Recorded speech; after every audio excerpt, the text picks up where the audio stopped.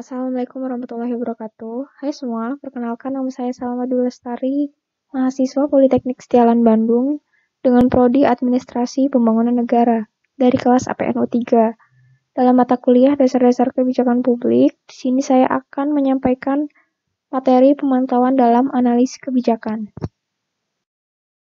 Pemantauan atau monitoring merupakan prosedur analis kebijakan yang digunakan untuk memberikan informasi tentang sebab dan akibat dari kebijakan publik, karena memungkinkan analis mendeskripsikan hubungan antara operasi program kebijakan dan hasilnya. Maka, pemantauan merupakan sumber informasi utama tentang implementasi. Untuk sebagian pemantauan hanyalah istilah lain bagi usaha mendeskripsikan dan menjelaskan kebijakan publik. Jadi, pemantauan merupakan cara untuk membuat pernyataan yang sifatnya penjelasan tentang tindakan kebijakan di waktu lalu maupun sekarang. Dengan demikian, pemantauan terutama bermaksud untuk menetapkan premis faktual tentang kebijakan publik.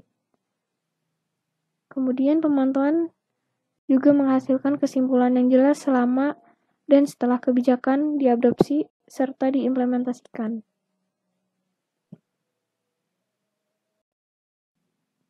Pemantauan setidaknya memainkan 4 fungsi dalam analis kebijakan. Yang pertama, kepatuhan. Pemantauan bermanfaat untuk menentukan apakah tindakan dari para administrator, program, staf, dan pelaku lain sesuai dengan standar dan prosedur yang dibuat oleh para legislator, instansi pemerintah, dan lembaga profesional. Misalnya, the Environmental Protection Agency Continuous Air Monitoring Program menghasilkan informasi tentang tingkat polusi dan menentukan apakah industri mematuhi standar kualitas udara. Yang kedua, pemeriksaan. Pemantauan membantu menentukan apakah sumber daya dan pelayanan yang dimaksudkan untuk kelompok sasaran maupun konsumen tertentu, seperti individu, keluarga, kota, negara bagian, atau wilayah, memang telah sampai kepada mereka. Misalnya, dengan memantau pembagian pendapatan pemerintah federal, kita dapat menentukan seberapa banyak dana telah sampai kepada pemerintah daerah. Yang ketiga, akuntansi.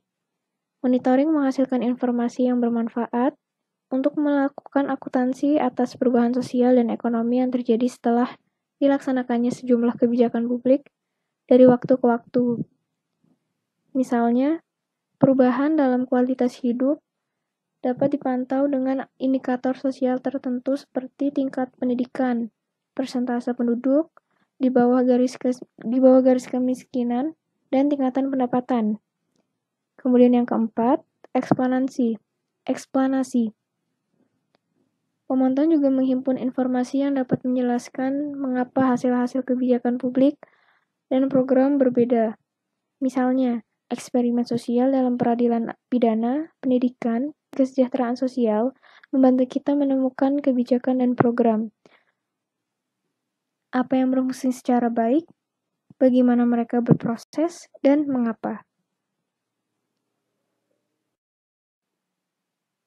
Untuk memantau kebijakan publik dalam isu apapun, kita membutuhkan informasi yang relevan, reliable, dan valid.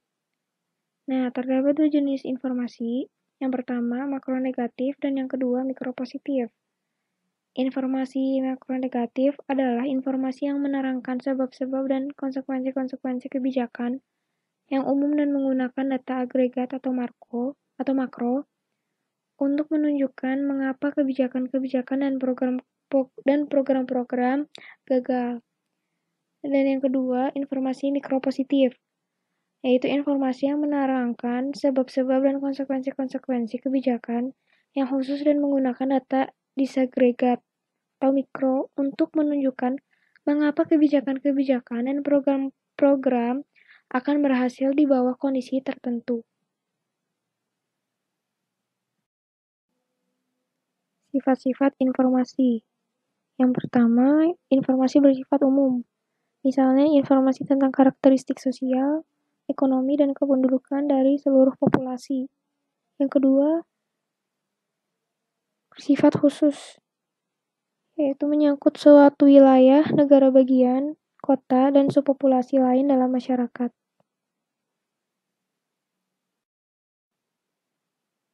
Pada umumnya, informasi diperoleh dari arsip pada instansi atau badan terkait berupa buku, monograf, artikel, dan laporan tertulis dari para peneliti. Kebanyakan informasi ini sekarang dapat diakses melalui sistem komputer.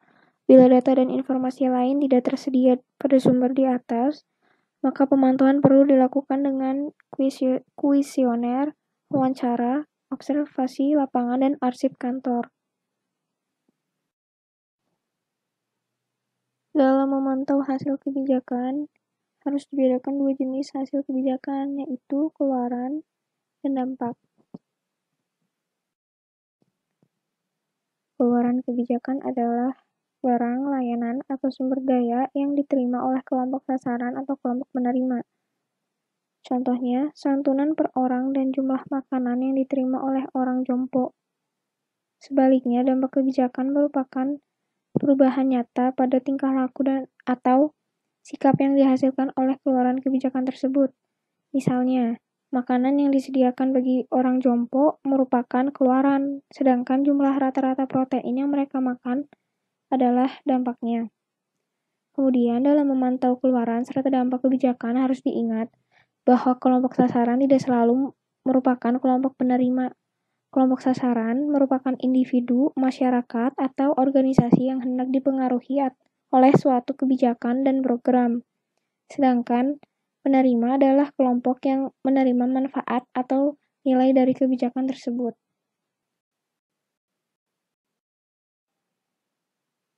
Untuk menghitung secara baik keluaran dan dampak kebijakan, perlu melihat kembali tindakan kebijakan yang dilakukan sebelumnya. Secara umum, tindakan kebijakan mempunyai dua tujuan utama, yaitu regulasi dan alokasi.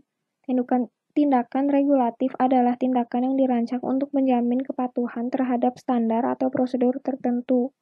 Misalnya, tindakan yang dilakukan oleh Badan Pengendali Lingkungan atau Badan Pengawas Penerbangan. Sebaliknya, tindakan alokatif adalah tindakan yang membutuhkan masukan yang berupa uang, waktu, personil, dan alat. Tindakan kebijakan dapat pula dipilah lebih lanjut menjadi masukan kebijakan dan proses kebijakan. Masukan kebijakan adalah sumber daya seperti waktu, uang, personil, alat material yang dipakai untuk menghasilkan keluaran dan dampak. Contoh yang baik dari input kebijakan adalah anggaran, yang berisi hitungan sistematik tentang sumber daya yang akan dialokasikan untuk kegiatan program. Kemudian, proses kebijakan adalah tindakan organisasional dan politis yang menentukan transformasi dari masukan kebijakan menjadi keluaran dan dampak kebijakan. Keberhasilan kita dalam memperoleh, menganalisis, dan menafsirkan data tentang hasil kebijakan tergantung pada kapasitas kita dalam membangun ukuran-ukuran yang reliabel dan valid. Salah satu cara untuk ini adalah dengan merinci secara tegas variabel yang akan kita monitor. Salah satu hal yang sulit dalam analisis kebijakan publik adalah bahwa kita kadang-kadang tidak memiliki definisi yang tepat bagi suatu variabel. Sebaiknya, kita membuat dua jenis definisi tentang suatu variabel, yaitu definisi konsep dan definisi operasional. Definisi konsep memberikan makna dari kata yang digunakan untuk menjelaskan variabel dengan menggunakan persamaan katanya. Misal, kesempatan belajar secara konseptual didefinisikan sebagai kebebasan untuk memilih lingkungan belajar yang sesuai dengan kemampuan seseorang. Kemudian, definisi operasional memberikan makna bagi suatu variabel dengan merinci operasi atau tindakan apa yang diisyaratkan untuk dilakukan agar dapat mengalami atau untuk mengukurnya. Sebagai contoh, kita bisa keluar jauh dari definisi konsep tentang kesempatan belajar dengan menyatakan bahwa kesempatan belajar adalah jumlah anak-anak dari keluarga yang penghasilannya kurang dari $6.000 per tahun yang masuk ke akademi dan universitas sebagaimana tercatat dalam data sensus. Dalam kasus ini, definisi kita bersifat operasional karena dia merinci operasi yang dipersyaratkan untuk mengalami atau mengukur kesempatan belajar. Untuk mendefinisikan suatu variabel, seringkali ada banyak alternatif indikator. Karena hubungan antara variabel dan indikator itu kompleks, disarankan untuk menggunakan banyak indikator bagi suatu variabel tindakan atau hasil kebijakan.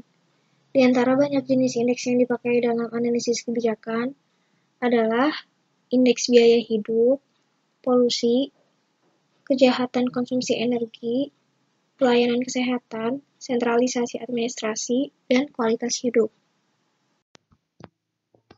Mohon maaf bila terdapat kesalahan dalam penyampaian. Akhir kata, sekian terima kasih. Wassalamualaikum warahmatullahi wabarakatuh.